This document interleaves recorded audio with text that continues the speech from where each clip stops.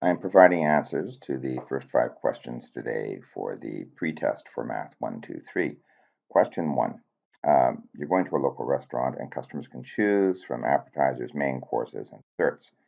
And, well, maybe you're confused. So here you are, you're starting out, but you're confused. So what happens is you got to figure out how many different types of meals you can choose from. So there's possibilities. To start with, you can have 4 different appetizers. So you could have, I don't know, call it appetizer 1, appetizer 2, appetizer 3, appetizer 4. And after you've had appetizer 1, you could have meal 1 or meal 2 or meal 3. And after you've had meal 1, well, now you got to choose a dessert. Well, there's 2 desserts on the menu. So you could have dessert 1 or you could have dessert 2 after having meal 1. So you could have followed this path. You could have had appetizer 1, meal 1, and dessert 1, or you could have had appetizer 1, meal 1, and then dessert 2. Maybe, however, you preferred meal number 2. So you have appetizer 1, meal 2, and dessert 1. Or maybe you have appetizer 1, meal 2, and dessert 2. In a similar way, you might have dessert 1 or dessert 2 after meal 3. Now this gives, well, how many different possibilities for following the appetizer 1 route? Well, you could have appetizer 1, meal 1, dessert 1, appetizer 1, meal 1, dessert 2. Oh, okay, that's 2 different possibilities. Or you could have appetizer 1, meal 2, dessert 1, or appetizer 1, meal 2, dessert 2. Well, that's another 2. Or you could have appetizer 1, meal 3 with dessert 1, or appetizer 1, meal 3 with dessert 2. That gives you 6 different possibilities after choosing appetizer 1. Well, say you choose appetizer 4. Well, the same pattern occurs. You could do appetizer 4, meal 1, appetizer 4, meal 2, appetizer 4, meal 3. And after meal 1, you could have dessert 1, or, well, maybe you'll have dessert 2. In a similar way, you've got a choice of 2 desserts after meal 2, or 2 desserts after meal 3. Well, that's another 6 possibilities. Well, the same pattern exists for appetizer 2 and appetizer 3. After 2, you could have 3 meals, and after each meal, you got a choice of 2 desserts. Same for appetizer 3. After appetizer 3, you could have 3 different meals, and after each meal, you could have 2 desserts. So after appetizer 2, with that, going down that rabbit hole, you could have 6 different possibilities of meals, or 6 different possibilities of meals after doing appetizer 3. Altogether, how many different meals could you possibly have? Well, 6 plus 6 is 12, plus 6 is 18, plus another 6 is 24. So you could have, well, there's 24 different possibilities for your meals. And that's how you do question 1. In the next question, we have someone, Maddie, is working 20 hours over a 1-week period. Sometimes she works as a babysitter, sometimes she works as a cashier. The cashier pays more, $16 per hour. The babysitter pays $10.50 per hour. And what we're told is that her total pay, the hours times the rate for each of the 2 jobs, that total pay is going to equal $254. Our task is to find out how many hours she worked at each job. So what I'm going to do is I'm going to set up a table and come up with some guesses and then check each guess. What I want to do is sort of narrow or zone in on the target amount, which is $254. I'm going to start just with some easy numbers. I'm going to say, okay, that's 10 hours as a babysitter, 10 hours as a cashier. Whatever combination of hours for each of the 2 jobs I come up with, they have to add up to 20. So So if I say 10 hours at $10.50 an hour, well, that's equal to $105. And 10 hours at $16 an hour, that's equal to $160. Add them up, and you get $265. Well, that's not right, because the total pay has to equal $254. So, why don't I try 15 and 5? See if that does anything for me.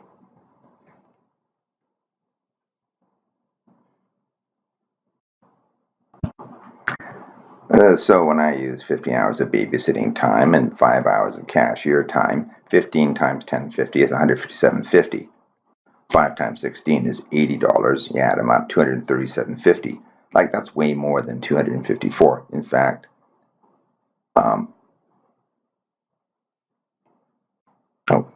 it's way less.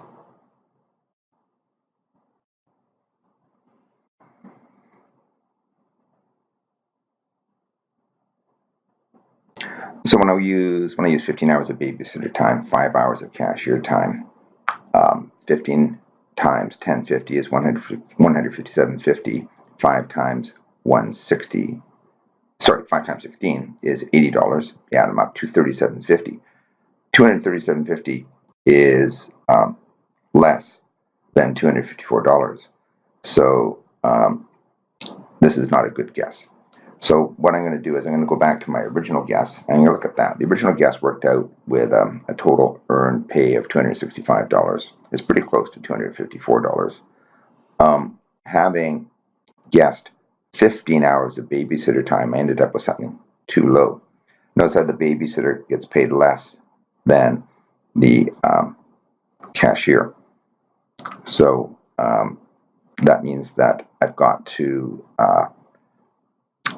be somewhere between 15 hours of babysitting time and 10 hours of babysitting time. The reason I'm going to say that is with 10 hours of babysitting time, I end up with a total earned pay of $265.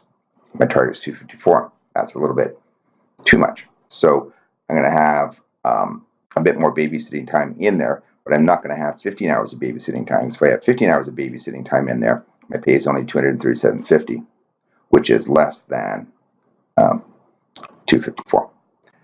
So, well, let's just try 11 hours of babysitting time, see what happens. Okay, 11 hours of babysitter time at $10.50 an hour, 9 hours of cashier time at $16 an hour. 11 times $10.50 is $115.50. 9 times 16 is $144. That totals up to $259.50, which is more than the total pay that this person actually gets, but it's less than the pay that's realized when it's 10 hours and 10 hours. When it's 10 and 10, it's $265 of pay. So what this is telling me is that we've got to have more higher value in there. Is that right? Let's take a look. It's $259.50. Actually, no, less higher value, because we have to actually reduce the value because we're trying to get down to $254, which means we have to have more lower value pay, which means I'm going to increase the babysitter time by 1. Let's try 12 hours of babysitter and 8 hours of cashier. Well, the refrigerator is finally shut off. So anyhow, now with 12 hours of babysitter time, 8 hours of cashier time, we find out that we earn $254. So that's got to be the correct combo of hours worked by as a babysitter and hours worked as a cashier. So what you need to do in your final answer, you need to write it out as a sentence. So here's the answer expressed in a sentence. Maddie worked 12 hours as a babysitter and 8 hours as a cashier.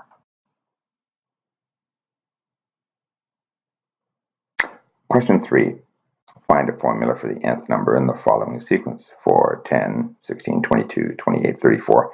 Well, what I'm going to do is I'm going to first of all identify the terms. The first term is 4, the second term is 10, third term 16, etc.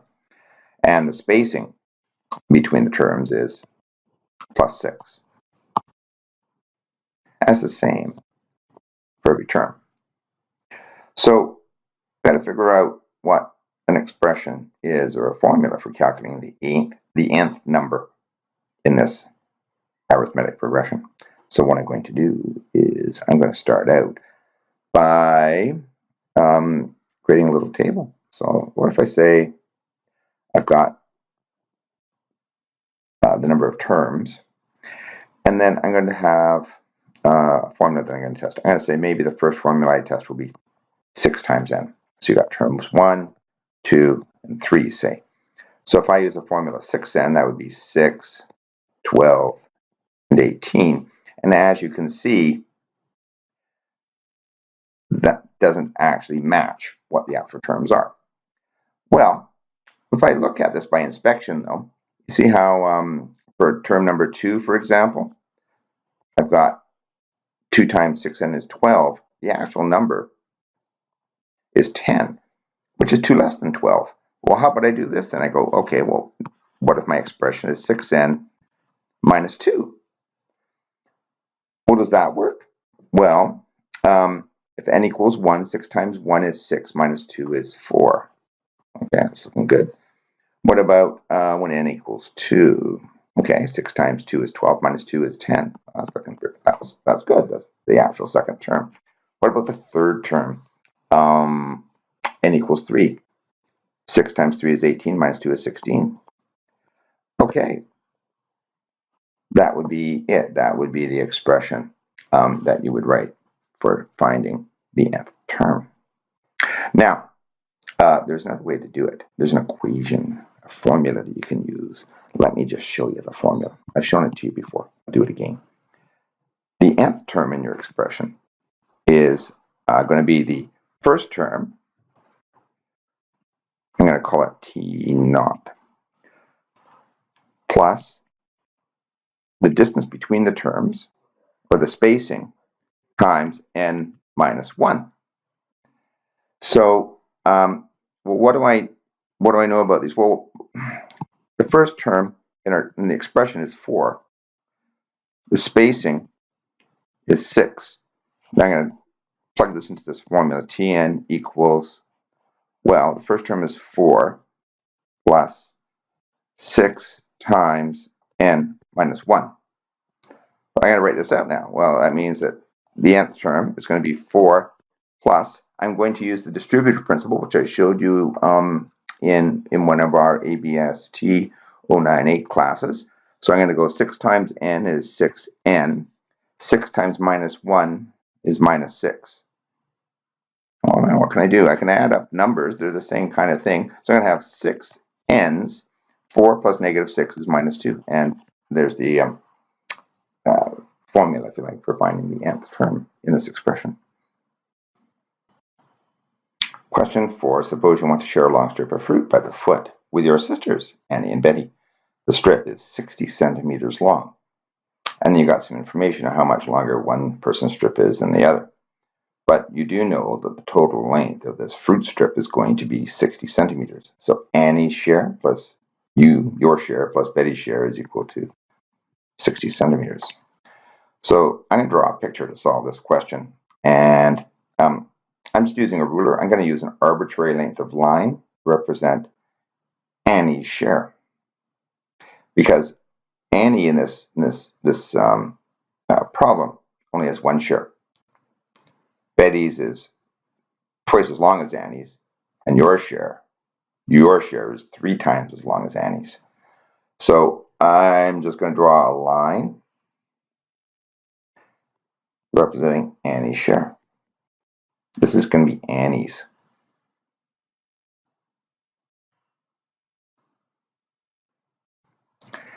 And now I'm going to represent your share. Because you get 3 times as much as Annie, I'm going to draw it out. So I drew a certain length of line for Annie's share. Just whatever you choose for that length of line, I'm going to actually draw 3 times that length in segments. So here's